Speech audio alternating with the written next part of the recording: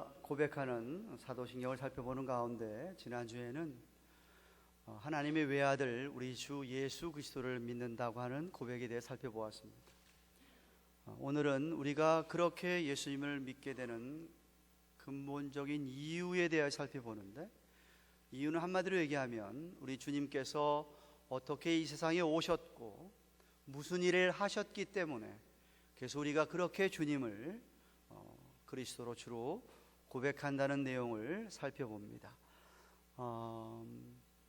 한마디로 이야기하면 우리 주님께서 이 땅에 동정녀 처녀의 몸에서 잉태하시고 고난을 받으시고 그리고 십자가에 돌아가시고 그리고 부활하셨기 때문에입니다. 사실 오늘 살펴보기 원하는 동정녀 마리아의 몸에서 태어나시고 본디오 빌라도에게 고난받으시고 십자가에 못 박으셨다고 하는 것은 우리로 하여금 정말 성탄절과 그리고 고난주간으로 인도하고, 또한 순환일 성금요일날 돌아가신 것으로 우리를 인도하시는 한 줄의 고백의 내용입니다. 첫째로 우리는 예수님께서 성령으로 잉태하사 동정녀 마리아의 몸에서 나심을 믿습니다. 이는 초대교회 때부터 여태까지 정통 신앙을 갖고 있는 사람이라면 다 그렇게 믿고 내려옵니다. 현대의 과학이 발달되거나 이성을 주장을 하는, 제가 몇 주 전에도 설교를 했지만 17세기 18세기를 거치면서 이 계몽주의 사상과 인본주의 철학들이 등장하면서 말도 안 된다, 어떻게 처녀가 애를 낳냐, 있을 수도 없는 이야기고 하나의 공상이나 허구 아니면은 미스, 신화든지 지어낸 이야기다라고 이렇게 안 믿는 사람들은 이야기를 합니다. 그러나 예수님의 동정녀 탄생은 신구약 성경에서 분명하게 계시하고 있습니다. 절대로 사람이 만들어낸 이야기가 아닙니다. 누가복음에 의하면 마리아가 자기가 처녀인데 무슨 애를 낳는다는 이야기를 듣고서는 의아했을 때에 천사 가브리엘이 마리아에게 나타나 이렇게 예수님의 잉태와 탄생을 예고합니다. 누가복음 1장 35절에 사내를 알지 못한다고 하는, 남자와 자기가 전혀 관계를 가져보지 못했다고 하는 마리아에게 말씀하시기를 성령이 내게 임하시고 지극히 높으신 이의 능력이 너를 덮으시리니 이러므로 나실 바 거룩한 자는 하나님의 아들이다 라고 말씀해 주셨습니다. 마태복음에서는 요셉에게, 정혼한 마리아가 임신했다는 이야기를 듣고서는 이게 무슨 말도 안 되는 이야기고, 이거 이러다가 마리아에게 큰 해가 닥칠 것 같으니까 가만히 끊으려고 했을 때에, 그때 꿈에서 주의 사자가 그에게 증거해 이릅니다. 다윗의 자손 요셉아, 내 아내 데려오기를 무서워 말라. 저에게 잉태된 자는 성령으로 된 것이라 라고 했습니다. 구약에서도 오실 메시아 그리스도에 대하여서 이야기할 때 그분은 성령께서 성령님께서 잉태로 되고 죄는 관계없이 출생한다는 것을 선지자들을 통해서 예언을 했는데, 그 예가 이사야서 7장 14절에 주께서 친히 징조로 사인으로 너에게 줄 텐데 보라, 처녀가 잉태하여 아들을 낳을 것이요 그 이름을 임마누엘이라 하리라고 하였습니다. 그러므로 예수님의 동정녀 탄생은 하나님의 말씀이 이렇게 자체로 증거하고 있습니다. 예언되어진 말씀이 성취, 컴플리시 됐다는 이야기입니다. 이런 하나님의 말씀을 부정한다고 한다면 성령 자체를 부정하기 때문에 그런 사람과 우리가 대화가 되지를 않습니다. 사람이 바이올로지컬리, 생리학상 불가능하다 그래서 있었던 이야기를, 실제적인 있었던 이야기를, 역사적인 사실을 부인하거나 그것이 증명이 안 된다 그래가지고 초자연적인 능력을 부인할 수는 없다는 말씀입니다. 누가복음 1장 31절에 마리아에게 이런 계시가 임했을 때 마리아가 이렇게 찬송합니다.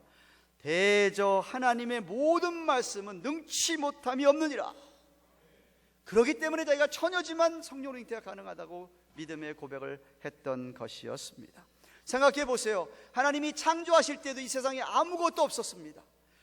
무였습니다. 그야말로. 그런데 그 무에서 유를 창조하신 분이 어떻게 말씀 한마디로 빛이 있으라, 빛이 있었던 것처럼, 그렇기 때문에 우리가 말씀으로 되어진 일들을 그대로 된 것이 하나의 역사적인 사건으로 이렇게 남아진 것을 우리가 믿지 못할 수 없다라는 말씀입니다. 뿐만 아니라 예수님께서 친히 육신의 몸을 입고 이 땅에 오시면서 하나님이 어떤 분인가를 갖다가 많은 사람들에게 나타내 보여주셨습니다.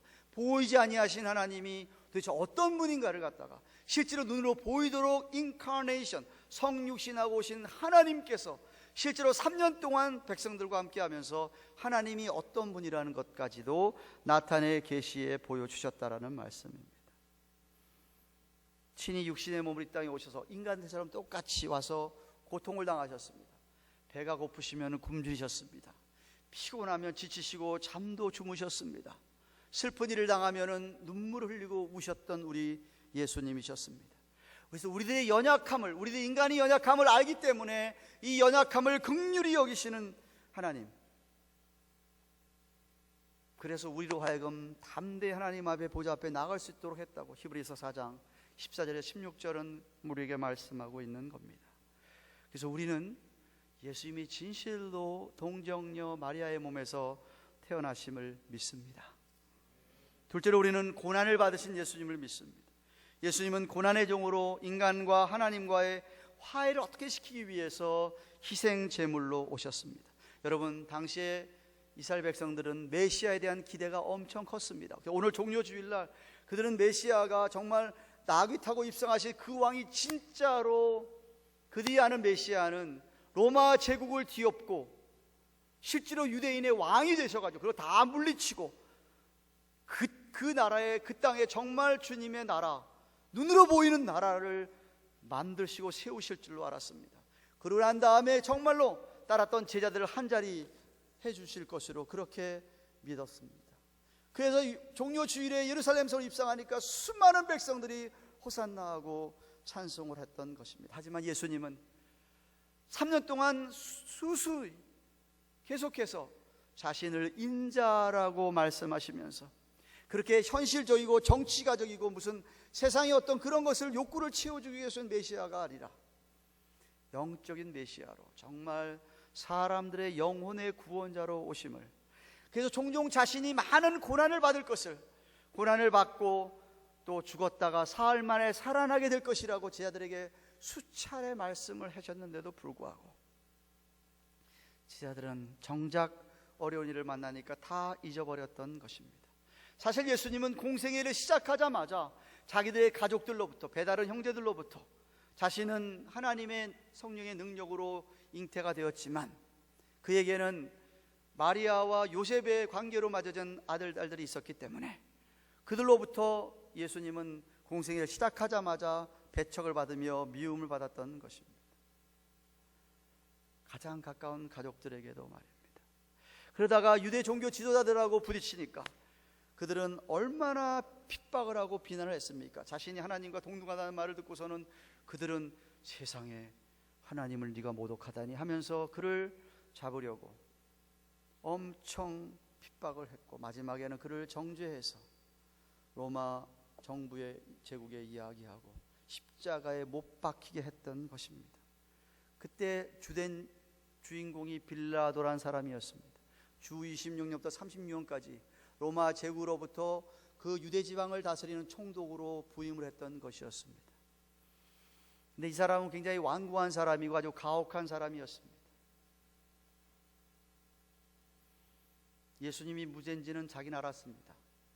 그 부인조차도 꿈을 꾸고 그 예수가 죄가 없다는 것을 이야기해 주니까 그도 양심이 찔려서 어찌할 바를 몰라고 하고 있었다가도 군쟁들이 뭐라고 했죠? 당신이 예수를 십자가에 못 박지 않으면 당신은 가이사 황제의 충신이 아닙니다. 그 말 한마디에 양심의 소리를 듣기보다는 군중들의 소리를 듣고서는 예수님을 십자가에 못 박도록 내어 주었던 것입니다. 그래서 역사적으로 오늘날까지 매주일마다 교회에서 신앙 고백을 할 때마다 빌라도라는 이름은 참 더러운 모욕적인 이름이 되었던 것입니다. 이 또한 뭘 입증하는지 아세요? 빌라도라는 사람이 역사적인 실제 인물이었다고 한다면 지금 이렇게 예수님이 고난받고 죽고 이런 것도 다 역사적인 사건이라는 것을, 그 사실성을 입증하는 것입니다. 예수님은 뿐만 아니라 3년 동안 12 제자들과 함께 동고동 나가면서 그들을 먹이고 입히고 주옥 같은 아름다운 설교로 하나님 나라에 대해서 강론하시고, 그렇게 했던 12 제자에게까지 배신을 당하는 아픔을 겪었습니다. 내일이면 돌아가실 분이 오늘 다락방에서 제자들을 다 불러 모아다 놓고 한 사람씩 한 사람씩 그 더러운 발을 씻겨 주십니다. 그리고 전 이렇게 성찬식을 준비하셔서 제일 처음 성찬식을 만드시면서 떡과 포도주를 나누어 주면서 이것은 내 몸이다, 이것은 내 피다, 나를 기념해야 된다 라고 하면서 해주셨던 예수님.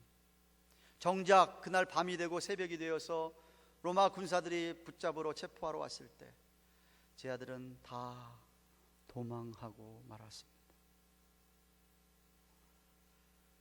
물론 십자가에서 못 박힐 때가 가장 큰 고통이었겠지요.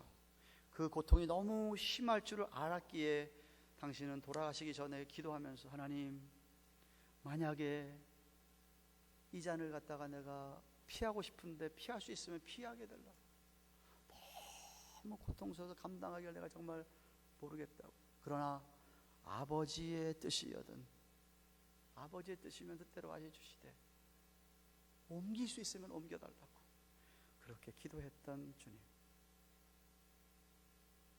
전혀 죄가 없으신 분이 양쪽 옆에 다른 큰 행악자 둘과 함께 십자가에 못 박히시는 것이었습니다. 근데 여러분 여기 34절을 한번 보세요. 예수님이 가운데 십자가에 못을 박고요, 33절에 강도 행악자, 살인 강도 행악자 하나는 우편에 하나는 좌편에 있는데 예수님께서 뭐라고 얘기하시냐면요, 아버지여 저희를 사하여 주옵소서, 자기야 하는 것을 알지 못함입니다. 그렇게 주님을 십자가에 못 박는 유대 종교 지도자들뿐만 아니라 로마 군병들까지 주님의 남은 옷가지를 나누면서 제비를 뽑아가지고 서로 갖겠다라고 하는 그들 앞에 우리 예수님은 저희를 사해달라고 하는, 지금 무슨 짓을 하는지 알지도 못하고 죄를 짓고 있는데 용서해달라고 하는 기도를 하였습니다. 주위에서 백성들은 구경하고 비웃고 희롱하는데도 주님의 십자가상에서의 첫마디는 그들을 위한 기도를 하는 것이었습니다. 자기를 못 박는 자, 조롱하는 자, 모욕하는 자들을 위해서 하나님께 간구합니다. 죽음을 앞두면서도 세상 사람들을 위하여 기도하였다는 사실, 오늘날 너무나도 메마른 심령으로 살아가는 우리들에게 찔림이 되지 않습니까? 오늘도 어쩌면 우리 주님께서는 하나님 보좌 우편에서 우리 가든교회 예배를 보는 여러분들을 향하여서 아버지 하나님, 아무개의 죄를 좀 용서해 주세요, 그렇게 아버지께 얘기할 줄 믿었어요. 저들의 죄를 용서해 주세요.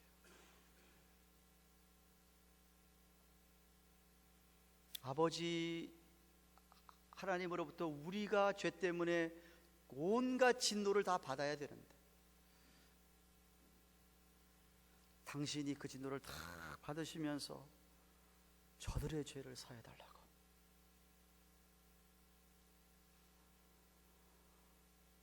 죄 용서받지 못할 죄인이 당할 불심판, 그것을 주님께서 대신 감당하시는 중이었기 때문에 그 같은 고통과 진노로부터 우리를 구원하기, 우리를 보호하기 위하여 우리 예수님께서는 그 자리에서 고통 중에서 하나님의 자비와 긍휼을, 하나님 용서해 달라고 하는 기도를 했던 것입니다.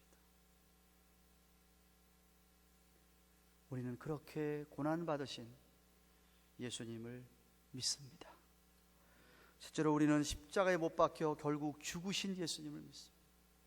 십자가는 고대 로마뿐만 아니라 애굽, 페르시아, 아수르, 심지어 인도에서까지 아주 가장 극악무도하고 자기 나라 사람에게는 별로 안 하고요, 붙잡힌 노예들, 구테타를 일으키는 반역자들, 이런 사람들에게만 행해졌던 아주 잔인하고도 혹독한 사형 방법이었습니다. 사실 병을 앓아서 죽든지 뭐래 죽든지 죽음이라는 건 다 고통스러울 거예요. 그래서 고통을 덜하라고 허스피스에 있는 사람들한테는 마약을 주잖아요. 고통을 이겨내라고. 다 고통스럽겠지만 예수님의 죽음은 어쩌면 가장 고통스러운 죽음이었다고 생각이 됩니다.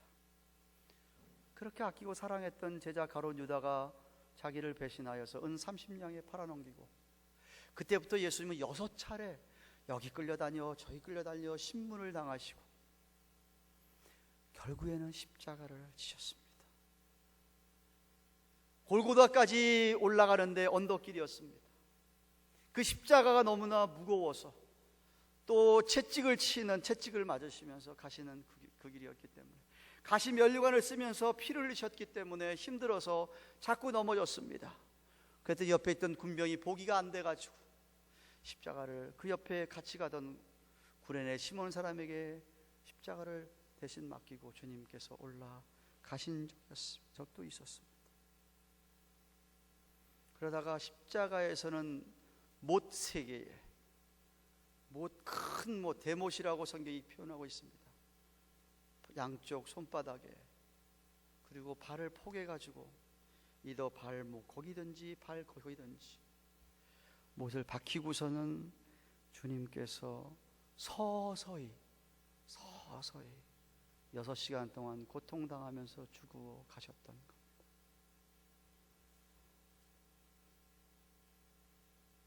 이 십자가의 죽음은 성경에서도 가르쳐 주듯이 수많은 사람에게 엄청난 의미를 부여했습니다.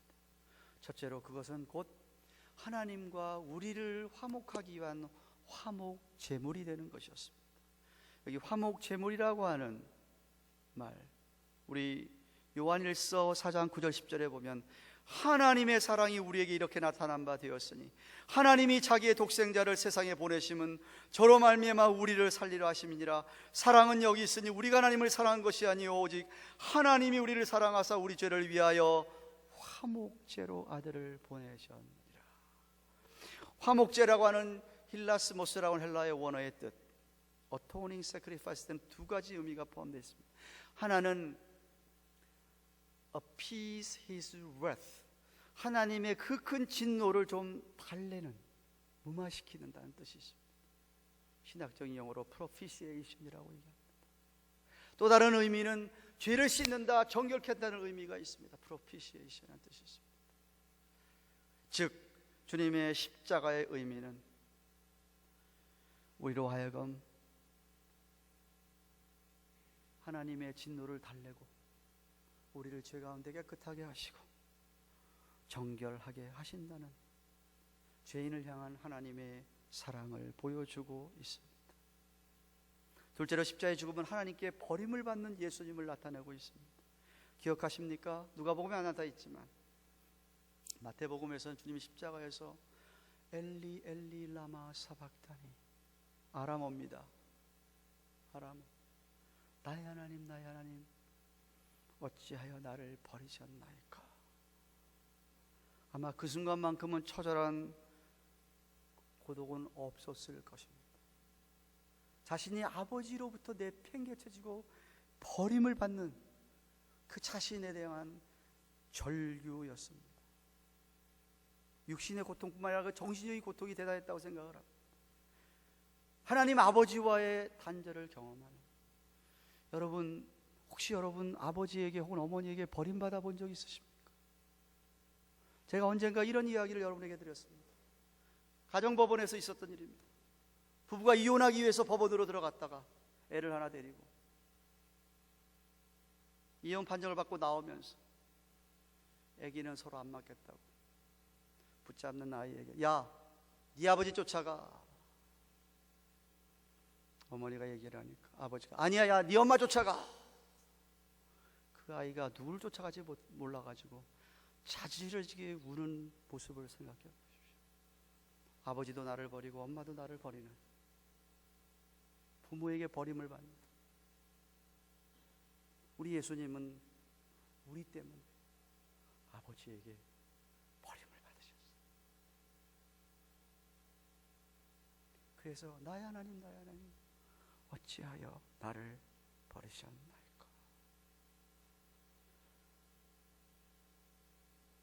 성경은 십자가는 저주, 하나님의 저주라고 신명기서 21장 23절에 얘기합니다.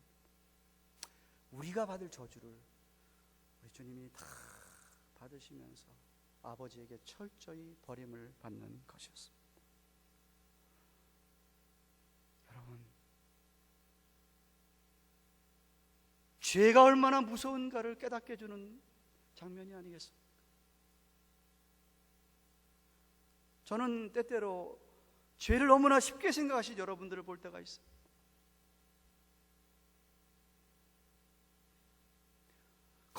쉽게 거짓말하는데 그 거짓말 때문에 주님은 이런 버림을, 십자가의 고통을 당하죠. 여러분, 쉽게 누군가를 미워하는데 그것 때문에 주님은 이렇게 버림을 받고 고통을 당하셨습니다.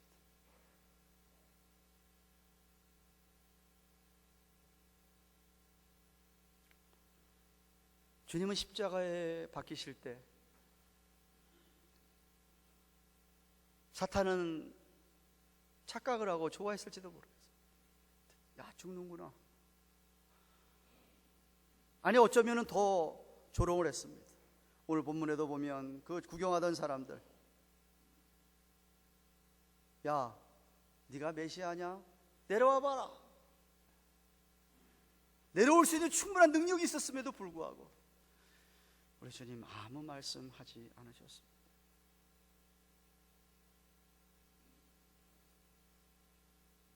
사도 바울은 이런 십자가의 도를 미련한 사람들, 멸망하는 사람들, 우습게 보는 건지 모르고 미련한 건지 모를지 몰라도, 이해하지 못할지 몰라도 구원을 얻는 우리에게는 하나님의 능력이라고 했습니다. 사랑하는 가든교회 교우 여러분, 정말 예수님께서 동정녀 마리아의 몸에서 나신 것을 믿습니까? 믿으신다면 마리아의 고백을 한번 살펴보아야 됩니다. 가브리엘 천사가 그렇게 얘기를 할 때 이 마리아가 이런 대답을 합니다. 주의 계집 종이오니 말씀대로 내게 이루어지이다. 계집 종입니다. 지난주에도 살펴봤죠. 우리 예수님이 주님이고 우린 종이기 때문에 마리아도 내가 종입니다. 말씀대로 하십시오. 말씀대로 따르겠습니다. 말씀대로 살겠습니다. 아니, 여러분, 예수님도 끝까지 십자가에 죽으신 이유는 십자가의 죽음까지도 명하신 하나님 아버지의 말씀에 순종하신 것이라고 이야기합니다.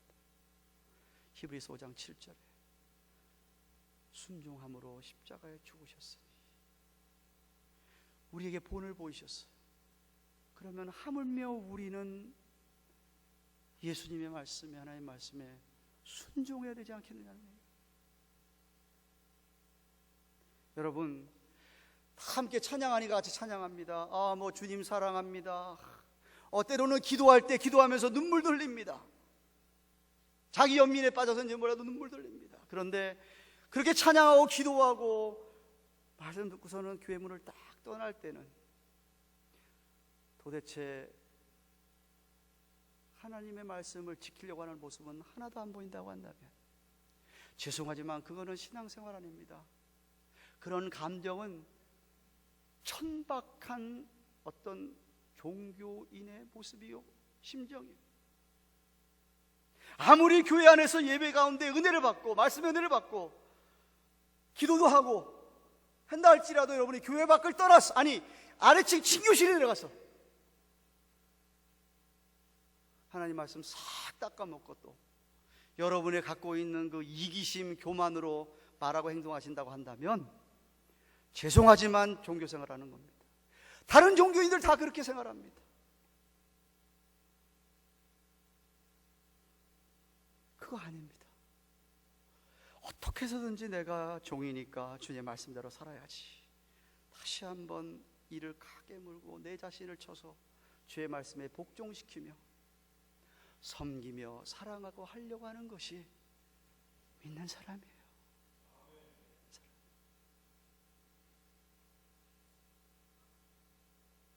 여러분의 죄 때문에 고난받으신 십자가에 죽으신 예수님을 믿는다고 한다면 여러분은 그 은혜를 평생 동안 잊지 마셔야 됩니다. 매 순간 기억하고 감사해야 됩니다.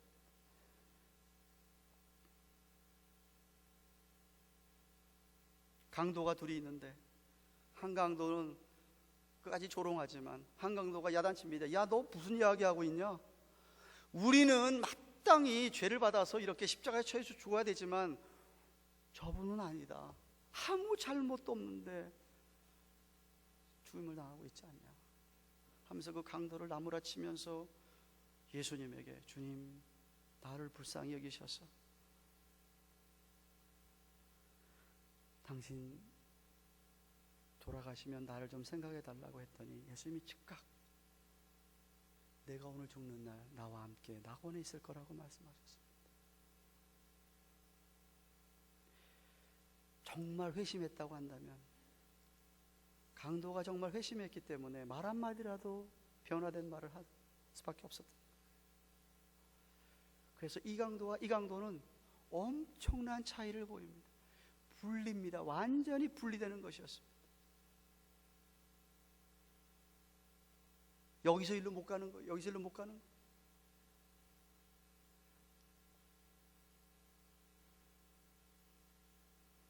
이처럼 하나님의 백성들은 하나님을 두려워하고 그리고 회개하면서 하나님을 사랑하는 것이 모든 삶의 중심이 됩니다. 저는 여러분이 때때로 십자가의 감격도 사라지고 주님의 은혜도 잃어버리는 것은 연약하기 때문에, 육신을 입고 있어서 연약하기 때문에, 그게 아니라 죄 때문에 그렇습니다.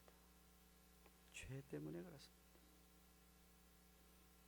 여러분, 우리는 너무나 죄를 가볍게 여기진 않습니까?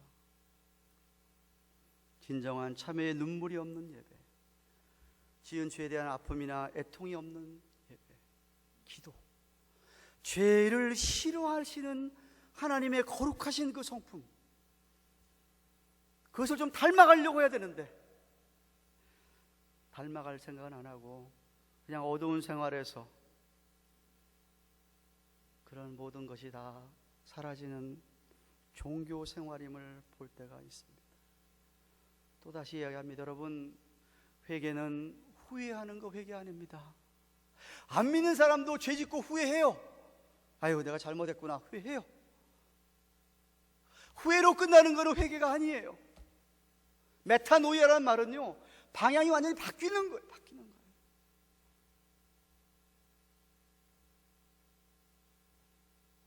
정말 주님께서 죄를 미워하듯이 내가 죄를 미워하는 마음을 가지고 죄야 물러갈지어다, 다시는 내가 너를 쳐다보지 않은 마음, 그런 거지.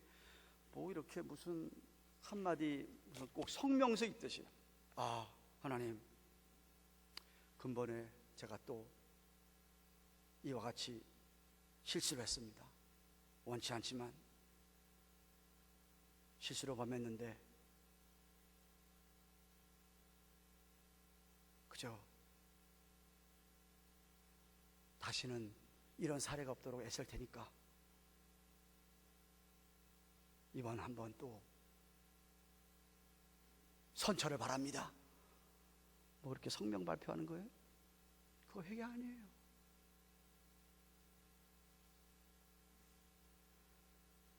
회개를 하시면 행동의 변화가 보여져야 됩니다. 말의 변화가 보여져야 됩니다. 그거 없이 회개했다고 얘기 못합니다.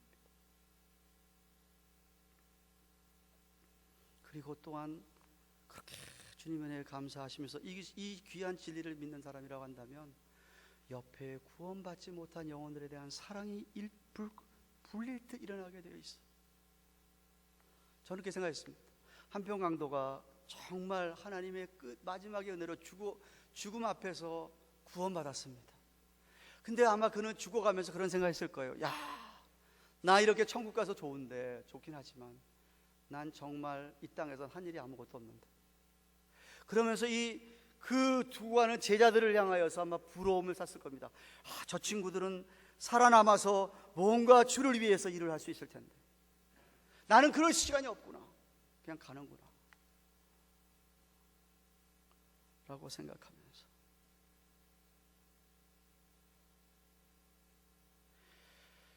구원을 받은 사람들의 마음에 찾아오는 가장 중요한 변화는 하나님이 살아계시다는 사실을 깨닫고 또한 그 하나님이 얼마나 두려운 분인가를 깨닫고 그야말로 경외하게 됩니다.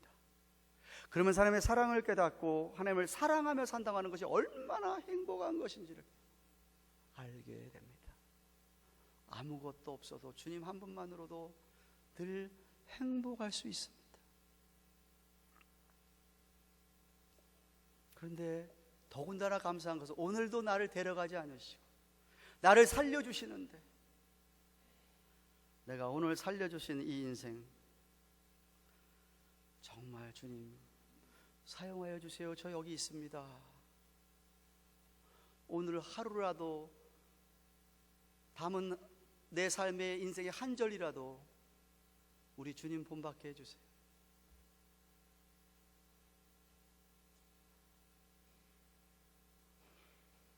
종려주일날 이 종려나무를 밀면서 호산나 찬송, 왕이여 오시옵소서.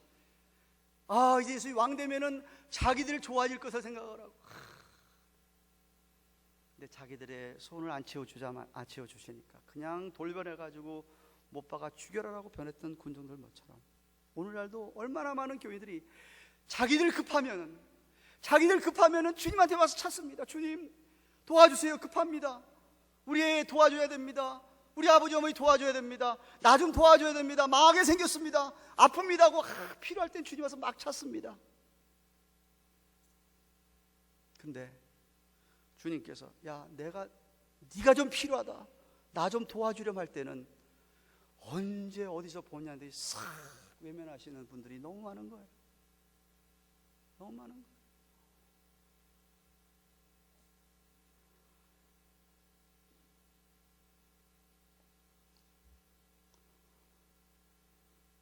주님이 우리를 필요할 때 여러분이 그 옆에 계셔 주시기를 주님의 이름으로 축원합니다.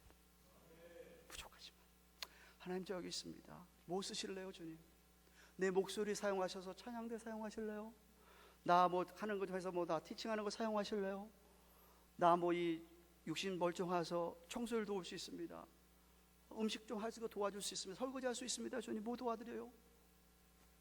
뭐가 필요하세요 주님? 목사님 잘 모르겠는데요. 저한테 오시라니까 제가 가르쳐 드릴 테니까 저한테 오세요. 얼마든지 가르쳐 드릴게요. 뭐가 필요한지.